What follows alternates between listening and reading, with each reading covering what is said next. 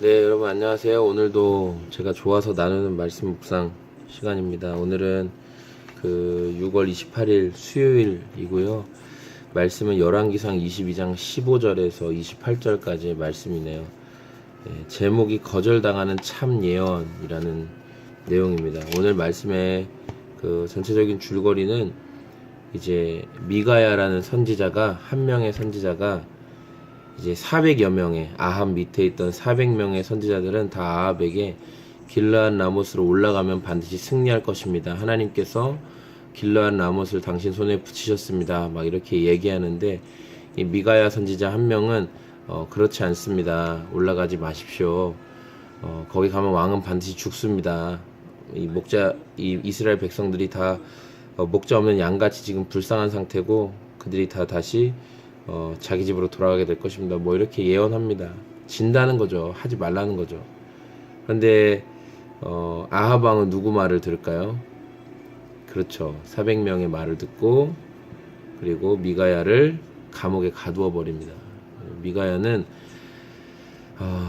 내가 비록 감옥에 갇히겠지만 당신이 죽는 것으로 반드시 하나님께서 내 말이 진실이었다는 것을 드러내실 것이다, 이렇게 이야기하는 배경입니다. 오늘 말씀의 배경은, 저는 오늘 말씀 속에서 어떤 하나님을 만났냐면은 말씀하신 바를 이루시는 하나님 저는 만났어요. 특별히 우리 하나님께서는 말씀하신 바를 이루시는데, 내가 아합과 그들을 심판하겠다라고 이 말씀하신 것에 대해서 하나님께서는 실제로 그 일이 이루어지게끔 하세요. 아합 왕이 지난 월요일 큐티 본문에 이렇게 겸비하잖아요. 그래서 그가 이렇게 풀이 죽어서 다니는 모습, 이런 것들 가운데 우리가 하나님께서 인정하시는 회개의 모습에 대해서 이야기했잖아요. 하나님 그 모습 보시고 이렇게 말씀하셨어요. 아합의 때에 심판이 이루어지지 않게 하겠다, 이렇게 말씀하셨죠. 그런데 이제 아합 가문이 완전 망하는 거, 아합 가문이, 아합과 함께 있던 자들까지 완전히 싹 다 망하는 거, 그 얘기를 하는 건데, 그런데 오늘 아합이 어떻게 합니까? 기세가 등등해요. 기세가 등등하고 하나님의 말씀으로 아합 왕에게 대해서 바른 말을 했던 이 미가야 선지자를 감옥에 가둬버립니다. 심지어 시드기야라는 인물은 그 성전에서 이렇게, 왕궁에서 이렇게 무슨 왕에게 고용된 선지자의 대표격이라고 말하는 시드기야라는 선지자는 심지어 미가야의 뺨을 때리죠. 24절 말씀을 보면. 그래서 하는 말이, 하나님의 영이 나를 떠나서 어디로 갔단 말이냐, 너한테 가서 지금 그런 얘기를 하셨단 말이냐. 아니다, 나에게 말씀하신 하나님이 진짜다 하면서 미가야 선지자의 뺨을 때려버리는 모습까지 발견하게 됩니다. 네. 여러분, 그러나 이렇게 미가야 선지자의 뺨을 시드기야가 때리고 아합 왕이 미가야 선지자를 감옥에 가두고 난리를 칠지라도, 그 말씀하신 바 하나님께서 말씀하시면요, 그냥 그게 이루어지는 거고 그게 응답이 되는 겁니다. 하나님께서 하시고자 하는 것이면 그 의도대로 그게 일어나는 거예요.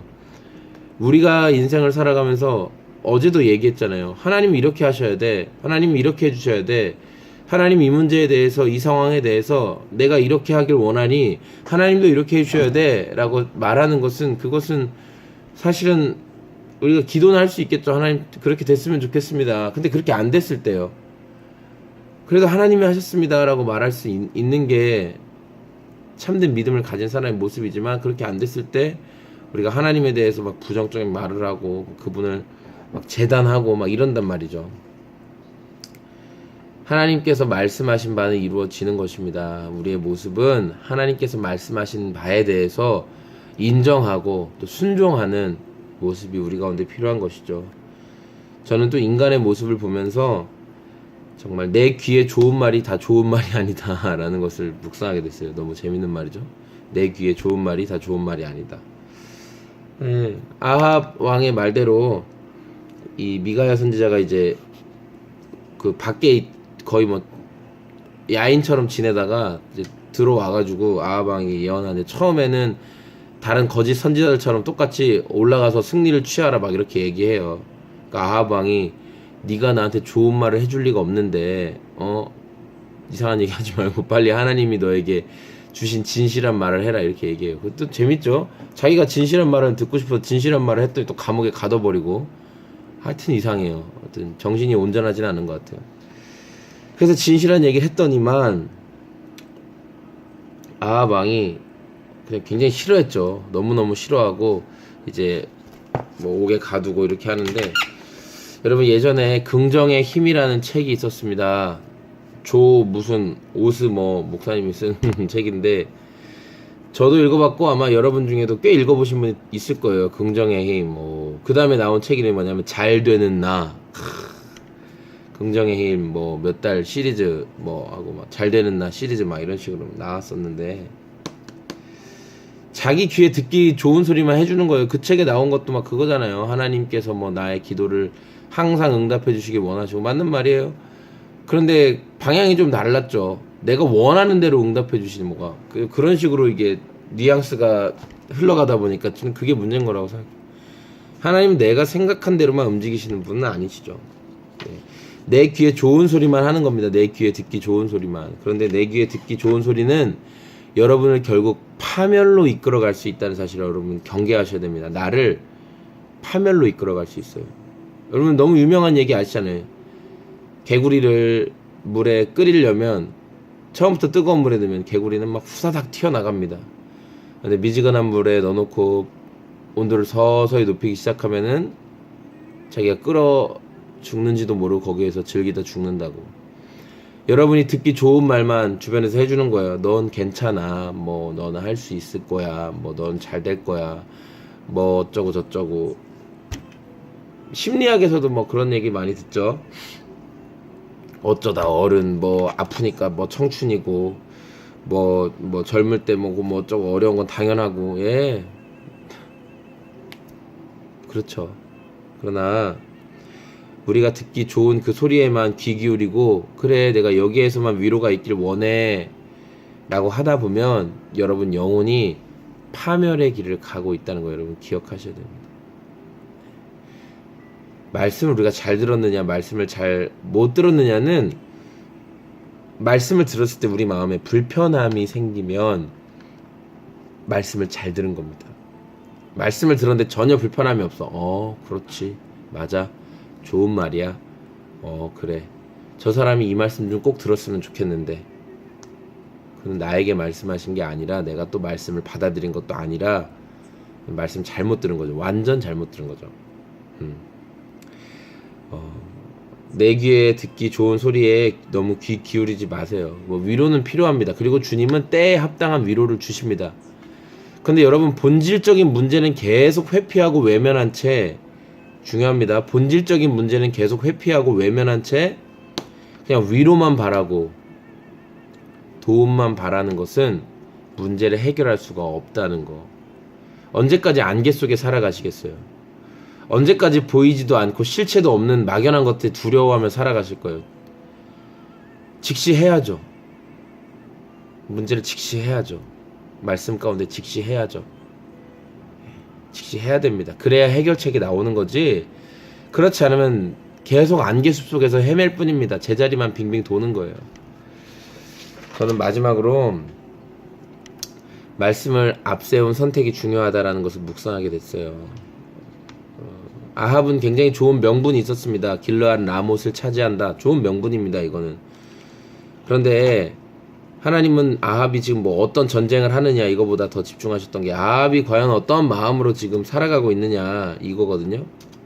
아합이 월요일날 겸비하잖아요. 그 마음을 뭐 돌이키고 하나님 앞에서 내가 이렇게 하겠다 뭐, 그리고 막 이렇게 풀 죽어 다니는 모습을 보면서 하나님께서 아합이 겸비하는 것을 보느냐 뭐 이렇게 말씀하시면서 그때 뭐 아합의 때에는 심판을 이루지 않겠다 뭐 이렇게 약속해 주시는 것을 보게 되잖아요. 예, 그의 집에 그의 아들 시대가 됐을 때 재앙을 내릴 것이다. 예, 그의 아들 시대에 재앙을 내린다는 거예요. 아합 시대는 아니고.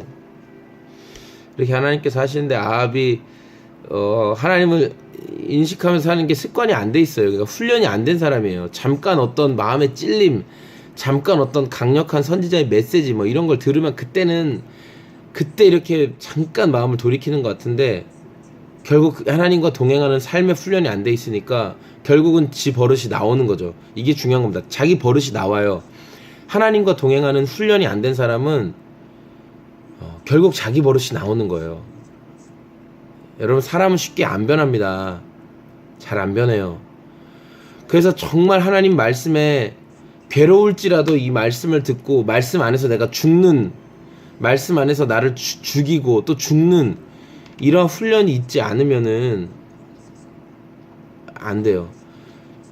나의 유익과 말씀이 딱 충돌하는 그 기점에서 말씀을 선택하는 훈련을 해보지 않은 사람은요 절대 변화가 안 되는 겁니다. 안 되는 거예요. 뭐 좀 찌끔찌끔 희생하는 것 같고 뭐 찌끔찌끔 헌신하는 것 같을 수 있지만, 정말 이 나의 유익이 딱 걸려있는 상황과 하나님의 말씀이 아니라고 말씀하시는 그 상황 가운데 딱 부딪혔을 때 나의 유익을 선택하는 익숙한 이 우리의 모습이 너무 많죠. 그리고 그러한 모습은 결국 하나님의 그 의를 나타내고 뜻을 살아내기는 굉장히 어렵게 만드는 겁니다. 오늘 이 말씀도 여러분에게 또 불편했으면 좋겠습니다. 저에게도 불편하죠. 다수의 사람들이 말합니다. 뭐 넌 괜찮아, 위로해, 격려해, 뭐 어쩌고 저쩌고 해요. 그런데 여러분이 하나님 앞에 섰을 때 하나님의 말씀이 여러분의 마음을 긁기도 하고 여러분의 마음을 초조하게도 만들까, 괴롭게도 만들고 아프게 만들고 여러분의 가슴을 치게 만드는 이러한 말씀으로 다가온다면 여러분 오히려 그 말씀이 여러분 잘 들은 말씀인 겁니다. 하나님 성경 말씀 보세요. 하나님께서 책망하신 내용도 얼마나 많습니까? 늘 위로만 하시고 늘 격려만 하시는 하나님 아니십니다. 제가 로운이를 키우면서 격려 많이 해주고 위로 많이 해주고 또 본질적으로는 우리의 관계는 사랑의 관계 안에 있습니다. 예. 그러나 잘못된 것은 잘못되었다고.